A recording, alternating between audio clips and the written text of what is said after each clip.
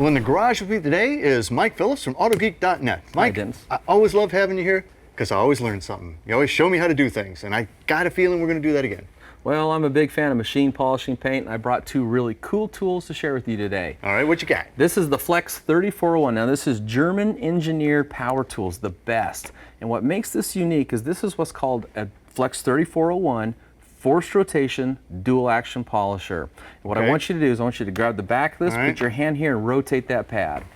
Ooh, yeah, there's some resistance there. What do you notice there? I'm turning the whole gear drive. That's good. That's a direct drive tool, but what's unique about it is it's rotating in a circle, and at the same time it's oscillating inside that circle. I can see that. I mean, that's not a straight round and round. There's extra movement there. And so the benefit is you get the power of a direct drive tool, but the safety of orbital action. Oh, man. And these are basically the same type of tools, but what I have here is I have a different backing plate just to show how versatile they are. You can get different size pads to match the panels you're trying to buff out. Well, you know, I actually pulled out one of my newer cars, a Gen 1 SHO. It's always fun to play with. And I thought maybe we'd do a little bit of this, demo some of this stuff, and I guess we'll use the Wolfgang line. I brought some Wolfgang products with me. I've got a couple surface enhancement products. German product, German machines. All right. Let's do it. Here's a good example of where a 4-inch pad would come in handy. So notice we've got a pinstripe here, we've got a body line here, and we've got a gentle curve here. And look how that 4-inch pad will get right in there. It's actually a better pad for that part of the panel. But I'm going to be demonstrating up here, so I want a larger pad. Oh, okay. You want the big one? Yeah. Let's switch over. I'll swap Again, these are the same type of tool. I just have different backing plates and different pads. This is actually called a Hydrotech Cyan cutting pad. It's actually feel that. It's fairly aggressive. Okay. Yeah, it is. That's it's a little gritty there almost. Yeah. What I want to do is I'm going to start out with the Wolfgang Total Swirl Mover. And just like any pad that you're going to use, what the first thing you want to do is you want to do what we call priming the pad. Okay, so I'm going to working a little product into it. That's right. Now, after I've primed it, though, I want to go ahead and add what we call the working product. This is the product that's actually going to be going to work for me. Just a little dab here and there. A little dab here and there. And this is key with any power tool. You never want to turn it on until the pad is in contact with the paint. And a good best practice is always put the cord over your shoulder so you don't mar the paint that you're not working on. Turn it on. Now this is a variable speed. It goes from 1 to 6, and usually for removing swirls like we see in the paint here, we want to be up around the 5 or 6. There's the 5. I'm going to make overlapping passes, turn off, wipe off the residue. I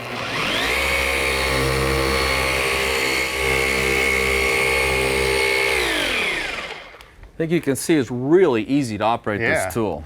Okay, so let's come down here. I think what you're going to see is a bright white in this one little section that I buffed. Can you see the difference there? Oh man, I sure can.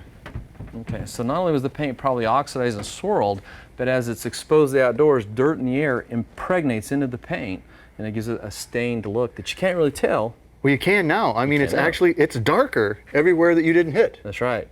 So that we remove the dirt. So we remove the swirls, oxidation, and embedded dirt. Okay, so the next thing we want to do is actually take and switch over to a softer pad. Okay. Okay, and this would be a tangerine. This is a polishing pad. You put these on, all you want to do is just take and line them up really good. Okay. Same thing, we're going to switch over to a much less aggressive product. This is the Wolfgang Finishing Glaze. And then we're going to take and prime our pad again, right? Yep. That's just because it's brand new. It's never been used. After you do this the first time, you don't really need to do it again. And it's kind of messy. It's kind of like putting frosting on a cake. You just take your finger and... But you don't want to lick your fingers, bro. I don't want lick to your lick your fingers, right? No. Push this in, then I'll put a little bit of working product on there. Here's your stuff? Yep.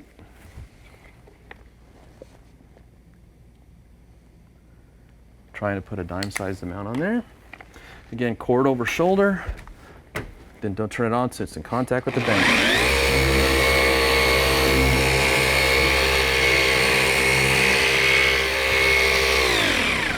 One thing I want you to notice, it didn't take any effort on my part to move the machine. It was like smooth, man. Yep, all the elbow grease is taken out. And she comes off wet. Yep.